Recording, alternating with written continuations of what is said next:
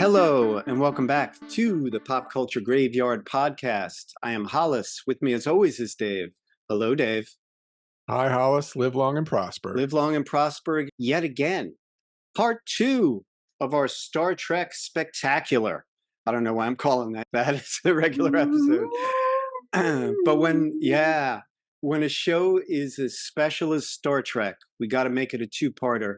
We did that for MASH, another show that we love that simply can't be covered in one episode. And we're doing it for Star Trek. We've given you all a costume change. Dave, what are you rocking here? Oh, I'm rocking the NASA insignia, 1950s to early 1960s. This is the worn out version of the shirt that I had on the first time. I noticed that. That's I had to great. replace it because it was wearing down. I am wearing my UFO types shirt. It has every type of UFO that has been observed, some ridiculous, some not so ridiculous. I only thought there were two. I thought it was the cigar and the saucer. I thought that was it. Yeah, no, you got the hero sandwich. You've got the, I don't know what, the mushroom. You got a whole bunch of them. This shirt, oddly enough, was also given to me by my friend Jeff. Yeah, somewhat of a one-trick pony, your friend Jeff. Yeah, he's my crypto friend. I wonder if he exists sometimes. So thanks again, Jeff. We are so excited to bring you episode 2, where the scores can really change. Part 2 of Star Trek. We were talking favorite episodes, Dave.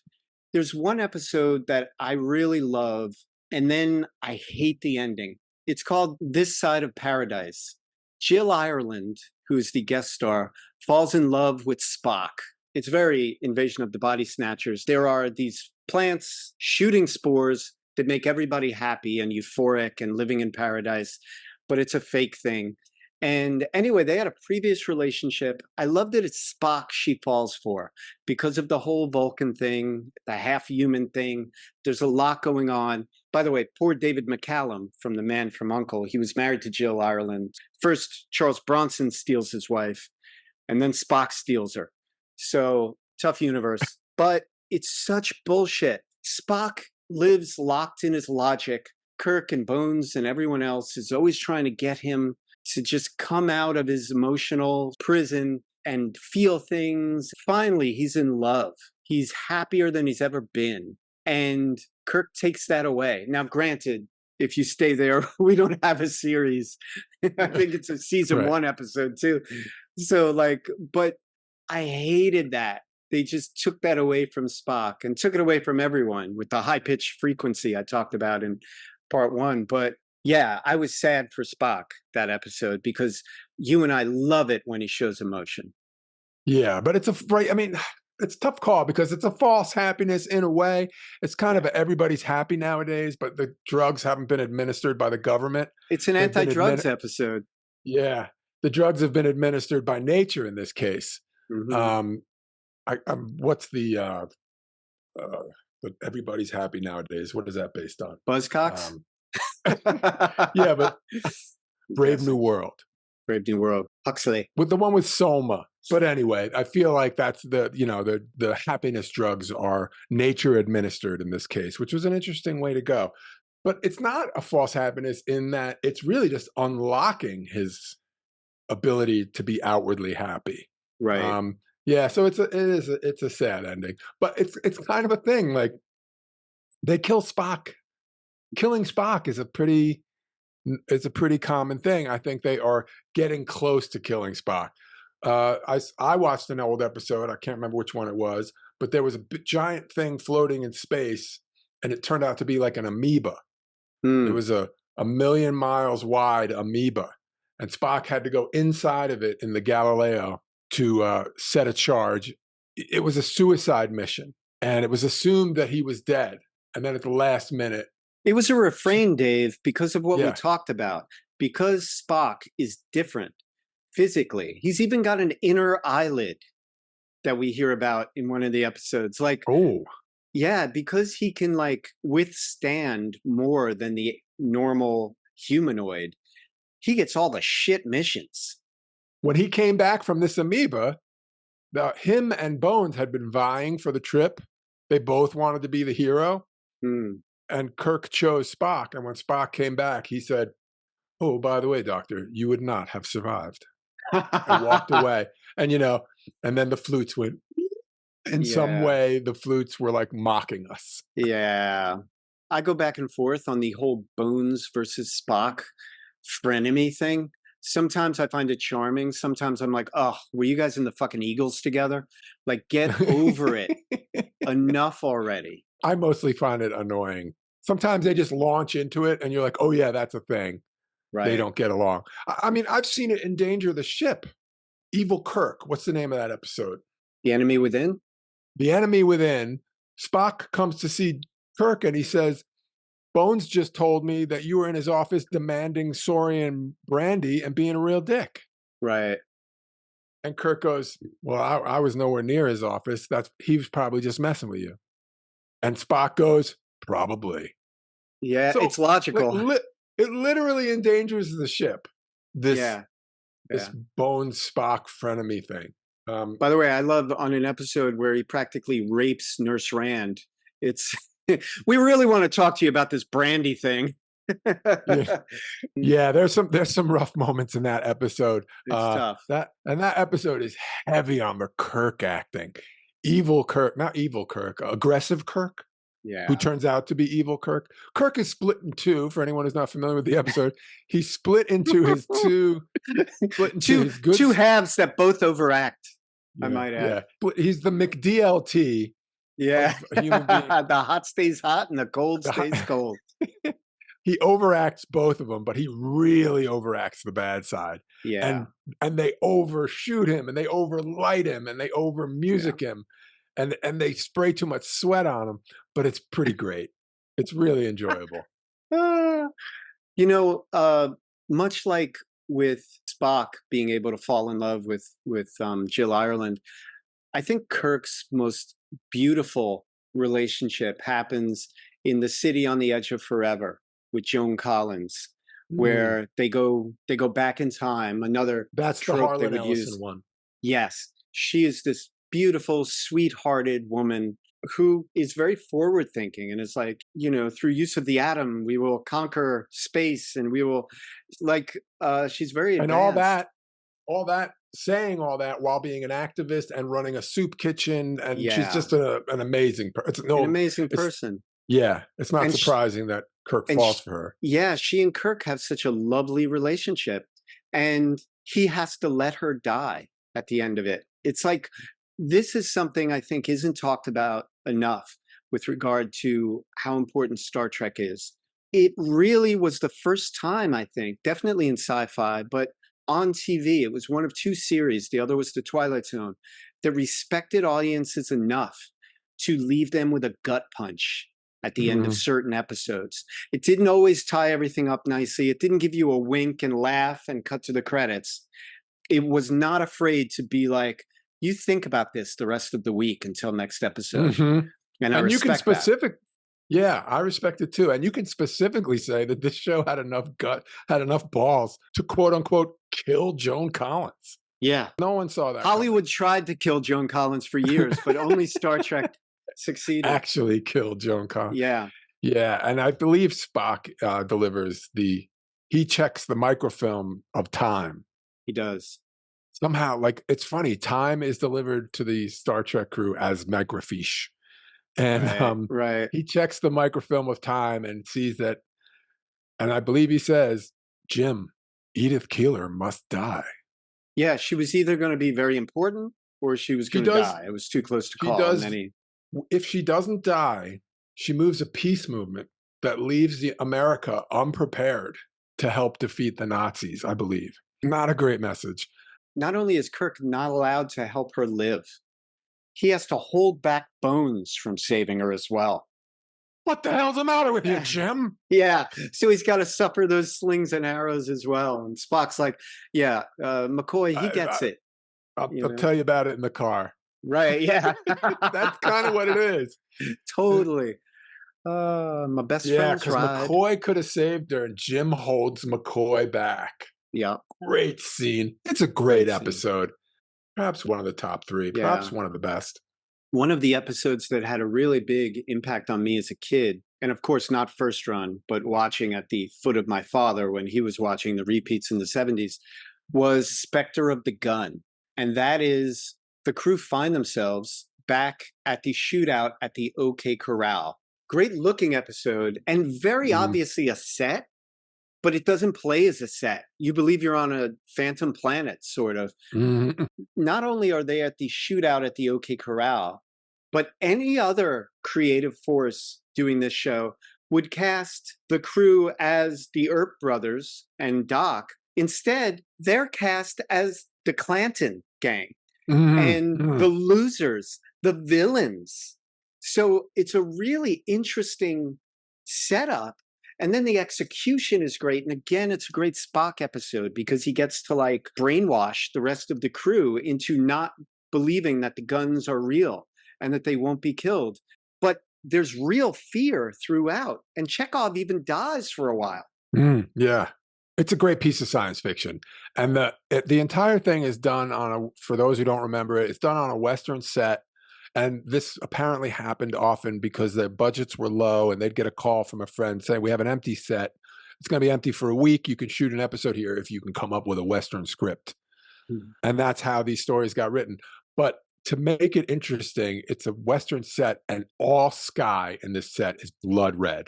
It's gorgeous. It's gorgeous. And it really, because it's a heavy episode, they're sort of trapped. It's very Twilight Zone, actually. Yeah. And I want to point out that the Earp brothers and Doc Holliday, are perfectly cast. And those actors, I'd seen them in dozens of roles. Oh, really? Yeah, you would know. They were kind of a Universal Studios kind of stock company of guys, kind of. They were in a lot of series, but they were never as scary as they are here.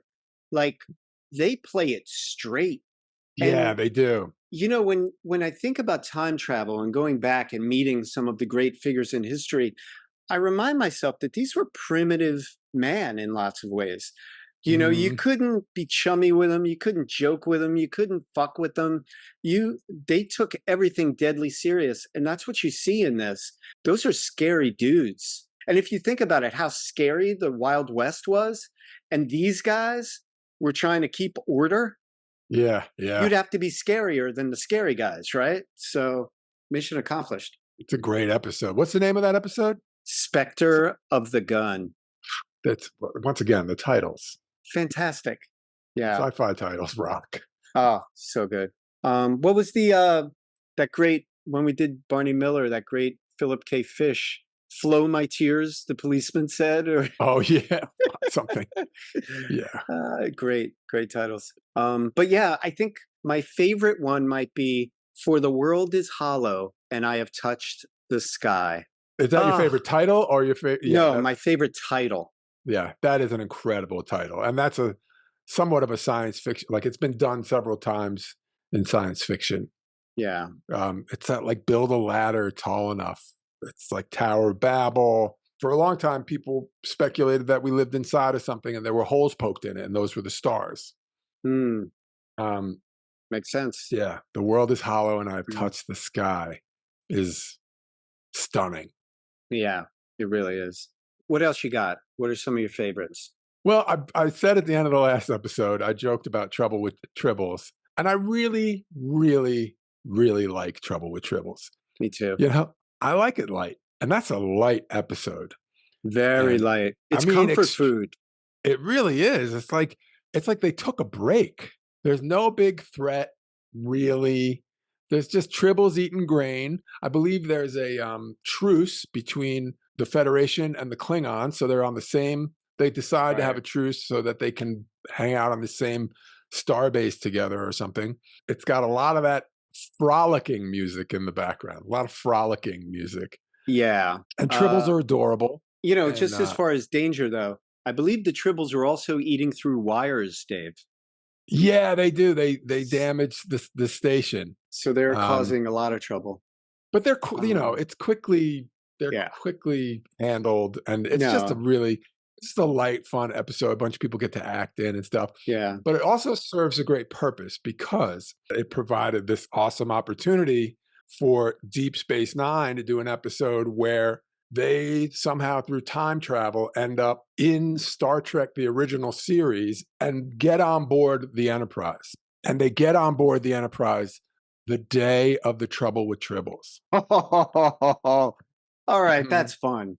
That's Yeah, fun. yeah, and there's a beautiful scene where they're trying to blend in, and I believe they're sitting in, like, the mess hall or, like, the bar where, I believe James Doohan, Scotty, and a Klingon get in a fight.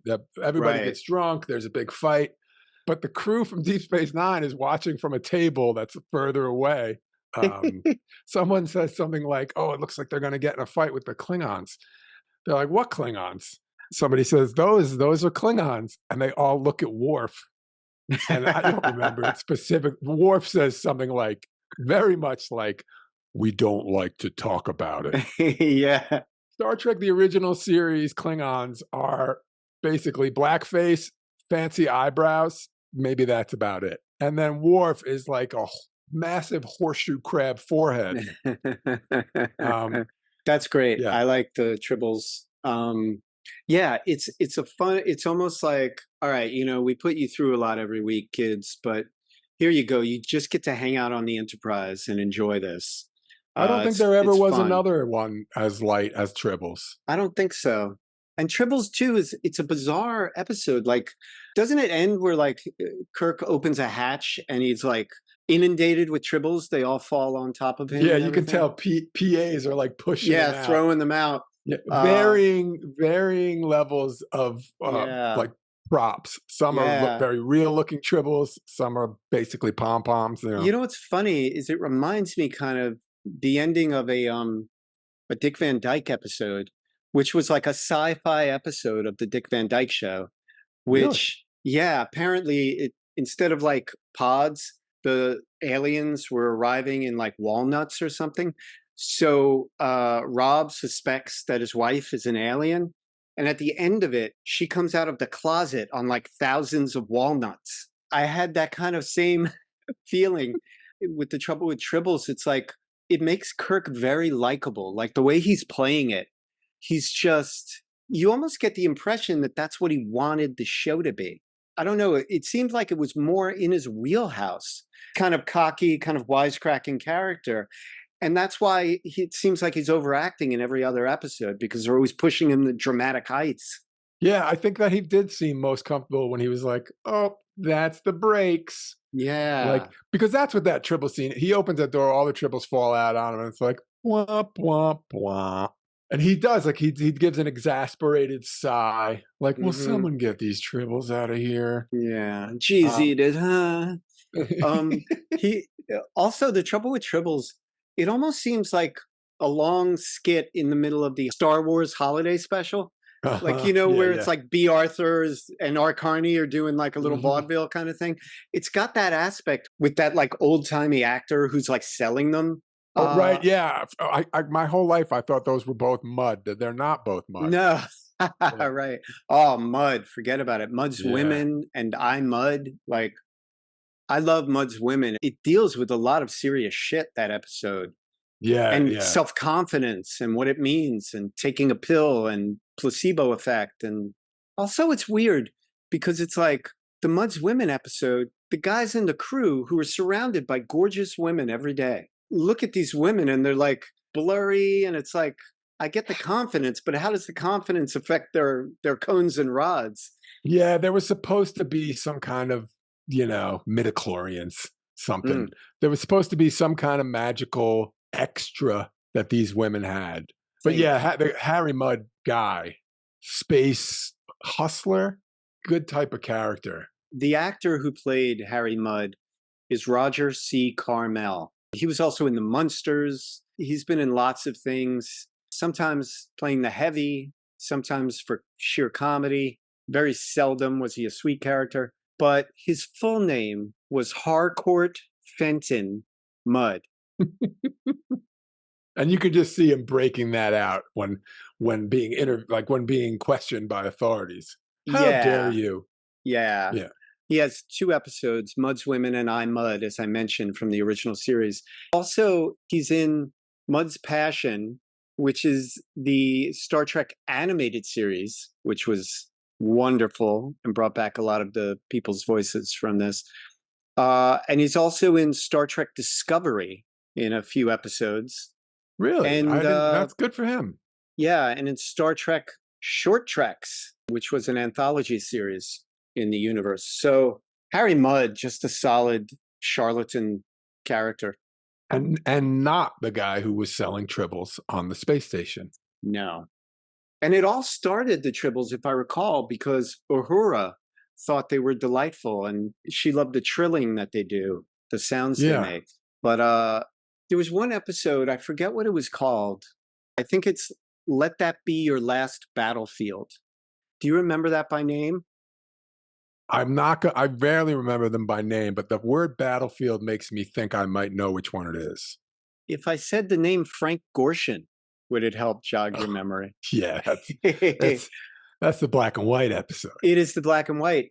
Two survivors of a planet that is at war are beamed on the ship, and they try to destroy each other on the ship. But to the crew, they look exactly alike. They are split down the middle. One side of them is black and one side of them is white. How is that for an allegory? And their fault with each other is that one is white on one side and black on the other, and the other is the exact inverse. They are black on the side the other guy's white, and vice versa. They have to scream that at the bridge crew. Don't you see it? And they're like, we just don't see it. And he's like, and he has to come out and say it. He's on this side. I'm on that side. And they're like, oh my God, that's what you're destroying your planet for? Isn't it a wonderful way to call out the absurdity of racism? What an abstract way to do it. It's so beautiful. And yet, what a blunt way to do it. It's great. Well, someone might say, like, isn't that kind of blunt and stupid? It's like, yeah, like racism? Exactly. Like black and white are different, so now you're going to fight over it? It's really no difference, which is perfect. I love the sentiment of the episode. I love Frank Gorshin. There's a lot of like film school running. There's a lot of weird exposition, with like stuff in the background and stuff. I think Gorshin got in like all of his steps 100 times over on a treadmill. It's just really badly done, but funny. They're running on the deck. And like I don't know why Gorshin has dead arms, but it's like it's really funny. It's a very strange thing. It's sort of hard, but again, it feels like a play. It feels like I can't run because I'd be off the stage if I actually ran. So I'm just going to run in place. And running was a big theme. So there was a lot of it. But it's not the episode I thought you were talking about. Oh, you thought I was talking about the matter versus antimatter Lazarus bipolar episode?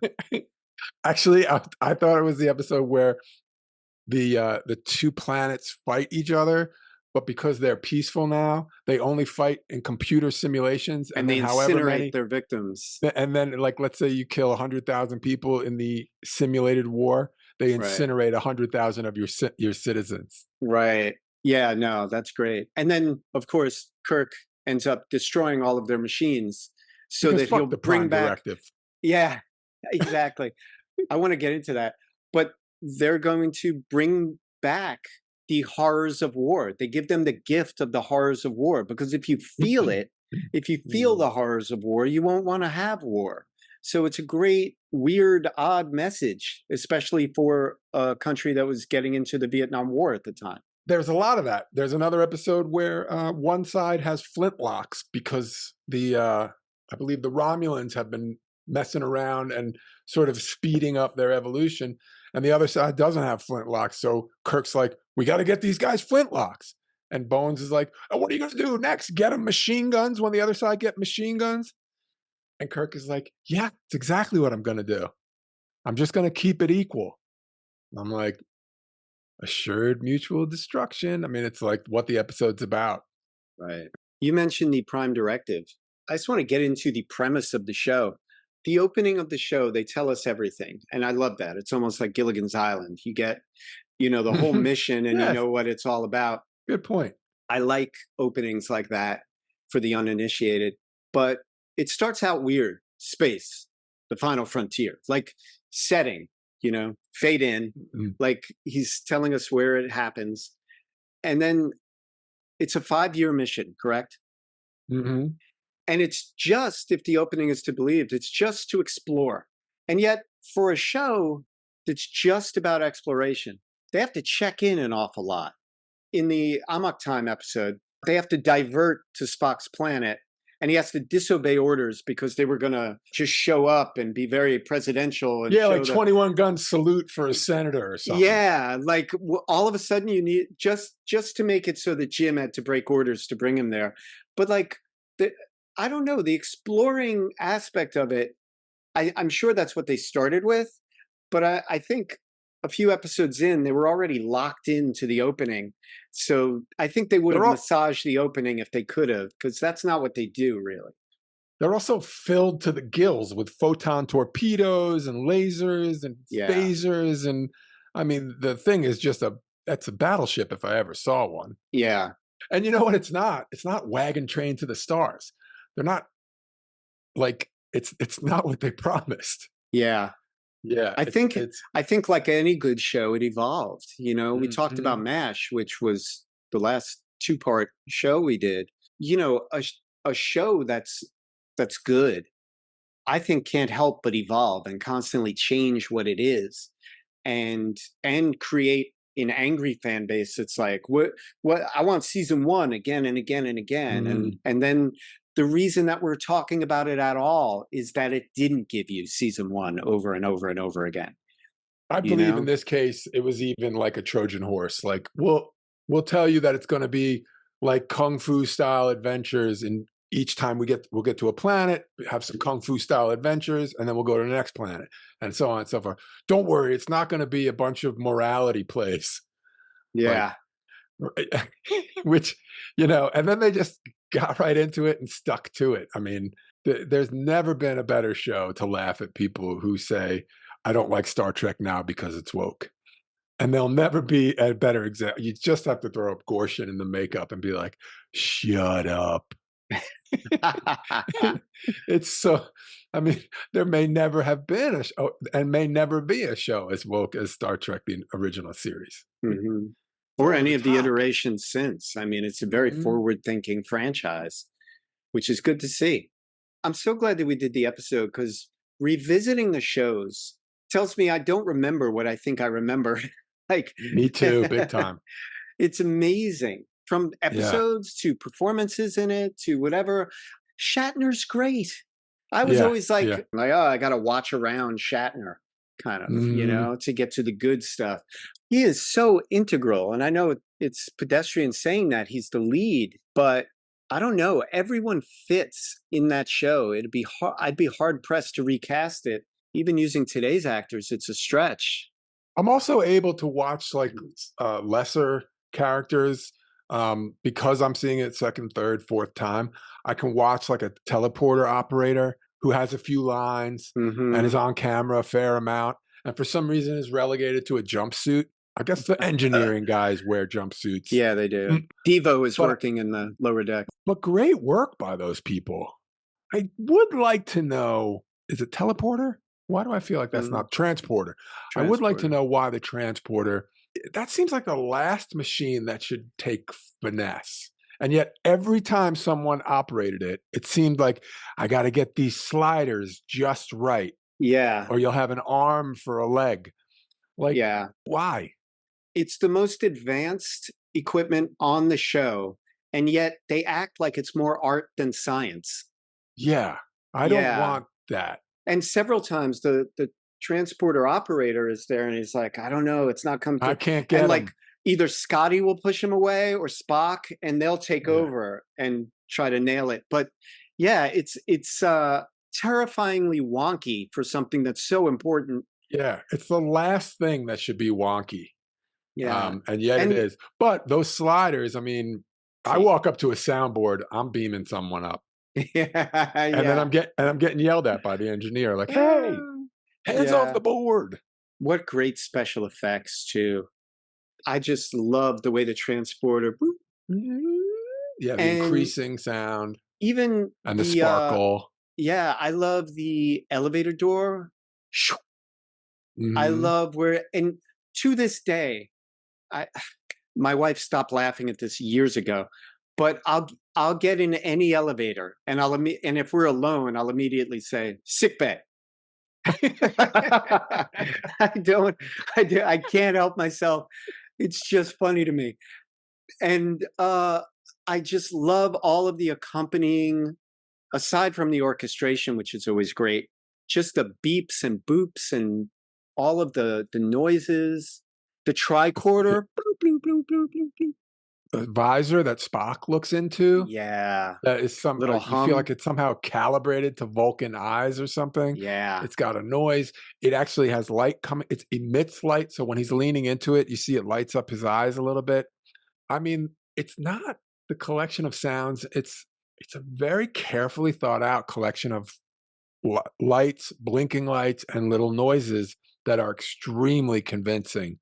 Hmm. And I have to mention, now that I'm thinking about all the little machines, there's these viewers that are in like very modern looking TVs, which we now know would have been flat screens and stuff. They look like metal, but metal formed in a futuristic way. And in amok time, Angry Spock punches a metal television, a metal, Crumples, and crumples it. I don't know whether they made it of clay. Two punches on this, and he just crushes it into Quint's beer can, Ah. Yeah. and that's a beautiful piece of set work right there.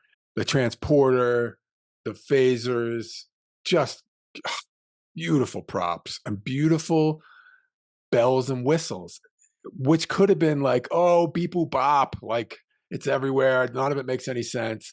It was carefully done. Yeah. Uh, waving, waving the tricorder over the body and saying what's wrong with them. Just that. I mean, you were doing that. People were doing that as kids. Yeah. It's like he's got a ruptured spleen.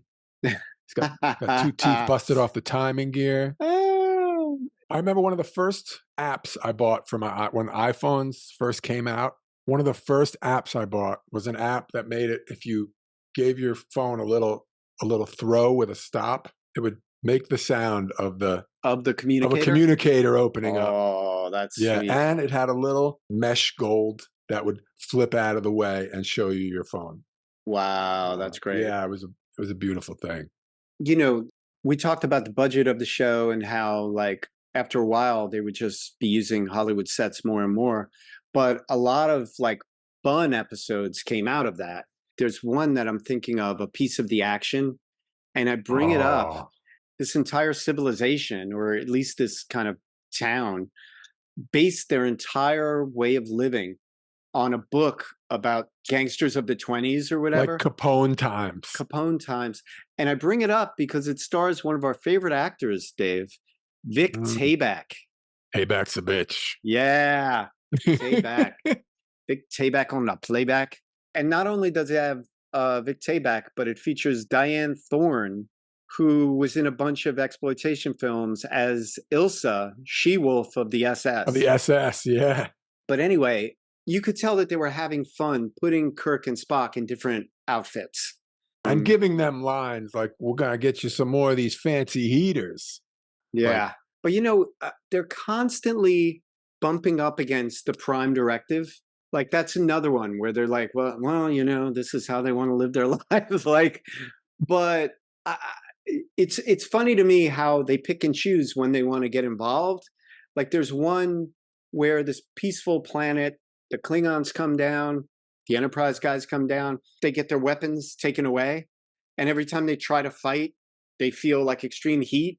That's when they realize that these peaceful people were actually aliens who are far more advanced and wouldn't allow them to do battle. Like we said, that's something they do over and over. But it's like the Prime Directive, they kept trying to like get involved in their life and save them from the Klingons and do, but it's like the Prime Directive they play fast and loose with. it comes more into play in Star Trek: The Next Generation. I think somebody said when they started making that show, they said let's at least have them trying to stick to the Prime Directive, because Right. I think that, you know, you have to remember, we're talking about 3 seasons, not a ton of episodes. There's not a lot of time to really nail down to prove that you do stick to the prime directive. These were just a Right. few times where we couldn't. But yeah, that's a fun episode as far as I'm thinking. A piece of the action. If you want to see one that isn't them, doing space things. I would put piece of the action after Tribbles for the amount of stress in it. It's a fairly stress-free episode. Yeah, it's kind of fun and freewheeling. Yeah. They got their hands up and they're often trying not to get shot with a gun, but for the most part, they have the upper hand. Yeah. I have to mention one that just came into my head that is a lot of fun, but also like bonkers, which is the Abraham Lincoln episode. Sometimes I ask myself, does that episode is that a dream I had? Or, Jim! Yeah. Jim! Abraham Lincoln with a spear, the size of a tree, the way I remember it. Yep. He's like thrown by Genghis Khan, thrown by Genghis Khan. Yeah, if I recall. It's great. You're right. This is another like all-seeing alien who I think in this one was kind of a rock monster almost out of Galaxy Quest, who thought it would be funny, like Alan Funt, to have 4 good guys, Kirk and Spock and Abe Lincoln, and the greatest Vulcan ever, Surak or something. Oh, right. Great Vulcan general. Yeah, versus the quote-unquote evil people, which is Genghis Khan, and then some made-up characters. One guy who's wearing the suit that they would later make Mork's suit on Mork and Mindy. Oh, yeah. And like some female character and another one. And this is something that the show did a lot, which I found kind of charming, is that they would give shine to a character or kind of ground a character in reality by mentioning them in the same breath as real characters. Like it'd be like he was like Hitler or Stalin or Colonel Green, Right. It's I guess that guy, it's great. They first see him and he's floating in space, kind of like he is on the monument in a chair. Yeah. And he's got the full Abe Lincoln hat. I mean, the alien is plucking it from their minds. So you're going to get Abe Lincoln exactly as they picture him. Beard, black suit, white shirt, stovepipe hat, everything Abe Lincoln. And to think that he ends up in a physical battle is I don't like their odds. I don't like their chances. I believe he even holds his lapels like while he talks to them. Like, good grief. I believe he calls Uhura a negress. Does he really? He does. But he apologizes for it. And Uhura is like, oh, that's okay. We've moved beyond. Yeah, we understand who we are and we're not hurt by words. I'm like, whoa. Hey. Yeah.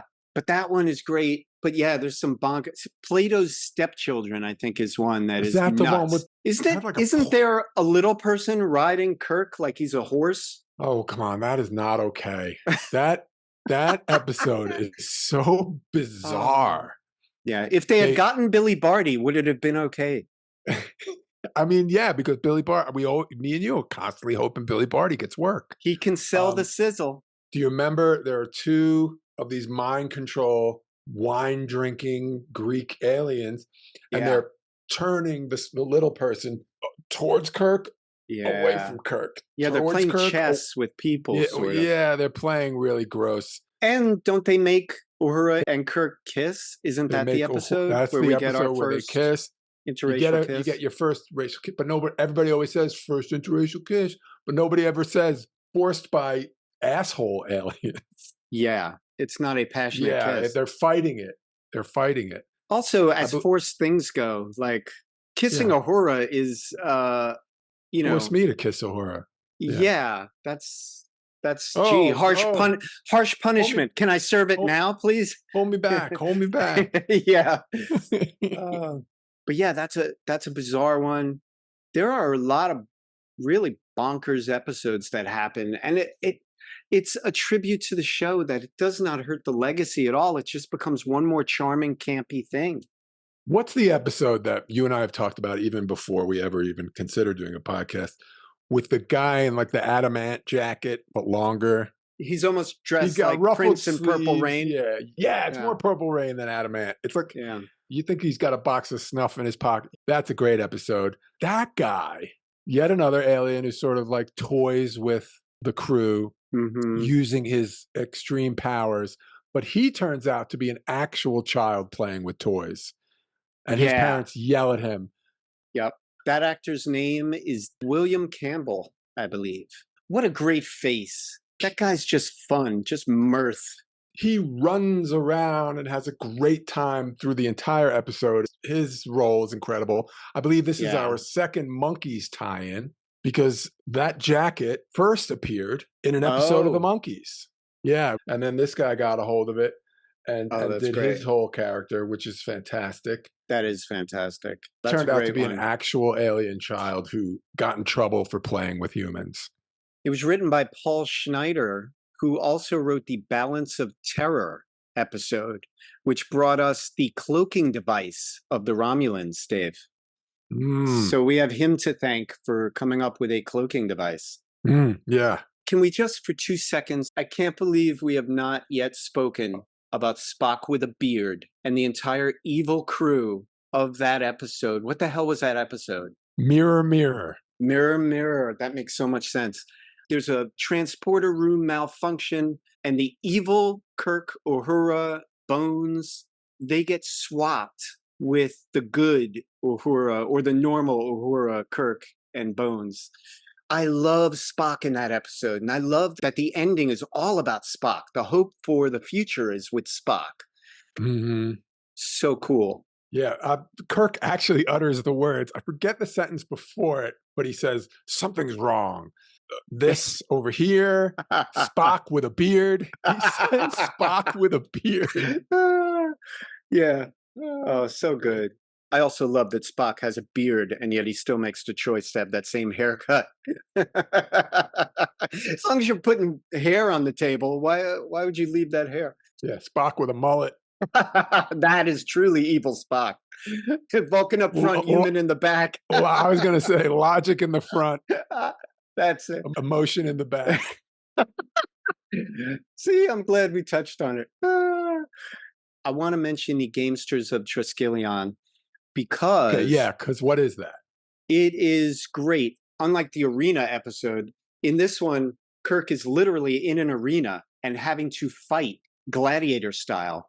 Oh, is it like the Octagon? Yeah, kind of. And so he's got to fight these people. But it stars Angelique Pettyjohn, who was a porn star that I loved. She plays Shauna in this. And Kirk kind of does his thing where he gets under the skin of a female. He kind of love bombs her in a way. She is so fantastic in this episode. She trains him, fights him, and later kind of has feelings for him. And she's just wonderful in it. And she started making appearances at Star Trek conventions. She was one of the first from the episodes to make appearances. She came in full makeup with her weapon and did like kind of performances. She would dance with it. And Smart. yeah. So Lean into it. She is just great. She died fairly young. So shout out to her. Is she the one with the foil outfit and the green hair? That's her. Yes. Yeah, she's amazing. She's amazing. Yeah. And Kirk rocking an interesting harness. Yeah. Throughout. He got to keep that harness. I know a couple of stores. I probably know where they bought that harness. Summer nights. Just outside the studio, 2 blocks east. Yeah. If you hit the commissary, you've gone too far. Dave, do you have anything to send us out on? There was something I wanted to add. Hold on. Give me 1 second. Bring it. Are you familiar with a song, I Want to Know What You're Thinking? Yeah. Tell me what's on your mind. Information Society, yeah. Yeah. At the end of that song, it drops into a beat, just like pure energy. Boom. Boom. Pure energy. Did they sample Pure Energy? And it's Spock. I believe it was a collection of lights. And Spock scanned it and he said, fascinating, Captain. Pure energy. You know, if you and I wanted to start a band called The Final Frontier or something, and we only used snatches of dialogue from Star Trek, I think we could come up with outrageously great dance tracks. Oh, I mean, dialogue, sound effects, some of the orchestral music. Mm, I mean, it's the perfect time to do it yeah, because it's so easy to grab that stuff. I wonder if you yeah, could. Well, it'd be expensive at this point. yeah. We get zinged by copyright. I think in closing, let's just give kudos to one of the greatest theme songs of all time. And much like I always say about All in the Family, I like the closing song better than the opening song. Yeah. They're pretty much the same, except the closing theme is kind of on steroids. It builds to a crescendo. Yeah. It's just the theremin, the foot is all the way down on the pedal on the theremin. But it's not a theremin. But it's not a theremin. Exactly. Right. But the Tell us. theremin, no, I don't even know. But the theremin-like sound is maxed. Yeah. Yeah. It's got some Mellotron action going on, isn't it? Like some of those sounds are it could, fake orchestra. But you can look it up. Just fantastic. But it was, depending on what year it was, it's possible that it might have been some early electronic sound. I did want to. Nope, I thought we were out. What do you got? I know. I was once online it may have even been sort of like a while back, like message boards or something. But GeoCities? I'm a big fan of Space 1999. And someone was picking on the Space 1999 phasers, saying that they look like staple guns. And I hit them back with a side-by-side picture of a Star Trek phaser and a glue gun that had almost no differences. It was, it's just a staple gun. And I was like, yours is just a glue gun. Just to show you what we were saying about the bridge, it's not the equipment, it's the actors using it. Yeah. It's all about that. Some black and red paint and good actors and some flashing lights, and you can pull it off. Just for the YouTube audience to show how much we love Space 1999 here, Dave. We love it a lot. It is an unsung hero of sci-fi. Oh, and you talk about gut punch endings. Space 1999 was not afraid to have downer episode after downer episode and let the chips fall where they may. Downer don't begin to cover it. Crushing episodes. Yeah. More sci, little less fi. Yeah, I mean, it was just a moon base. It's not like they were exploring the universe until the moon was flung from orbit. Well, I guess we're just going to end on Space 1999. Only we could end on that. If you want to see us, we're on popculturegraveyard.com. Thanks, Dave. Good work. All right. Thanks to you, Hollis. Hollis and Dave would like to thank you for enjoying Pop Culture Graveyard.